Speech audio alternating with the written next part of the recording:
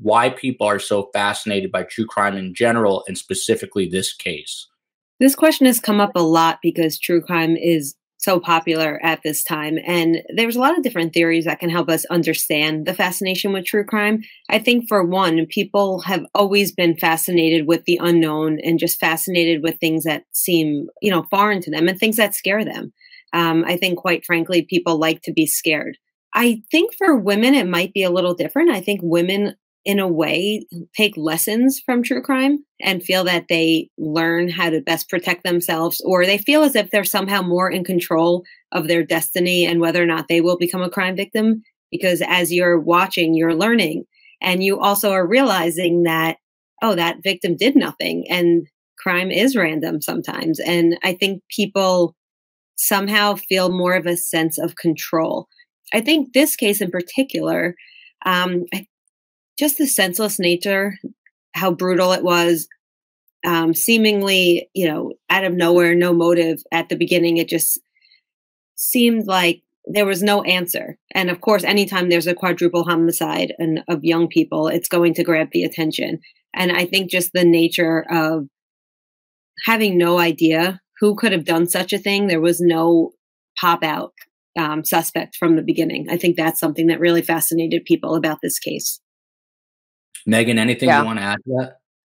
Yeah, I agree with Amy. There are so many reasons why people are interested and fascinated by true crime. Look, human behavior, it's interesting, right? I think it's okay to be interested in crime and theory and figuring out why people do the things they do, as long as it's done, in a respectful manner and,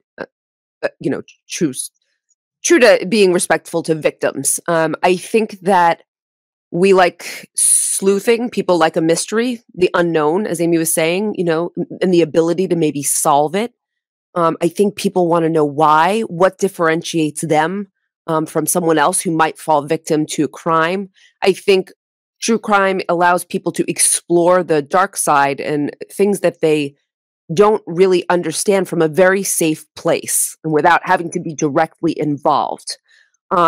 And I think actually it makes people feel safer when they do understand why the crime occurred and when it's solved and when, they can say, okay, maybe that wouldn't happen to me, or now I know why that couldn't happen to me.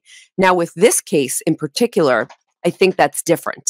I think in this instance, the crime, for the reasons Amy said as well, is fascinated us, but I think it's because of the unknown. There's no apparent motive here. And I will discuss that, briefly in a minute. And there is the unknown factor here. So why would something like this happen? You see, I think we can understand, even if we don't condone it, we understand crime that is utilitarian. Like when I say utilitarian, it serves a purpose. Now, the purpose may be a financial one. It may be revenge. Everyone has a different purpose. But at least for those, we go, okay, we get why that happened. In this instance, we don't understand what could this serve? What utility does this crime have?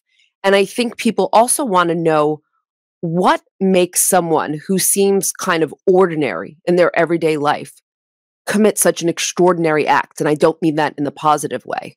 How does someone step over those lines? What drives them to do these things? So I think that's Megan, also the fascination with this case. And I'm sorry. Sorry, one final thought there.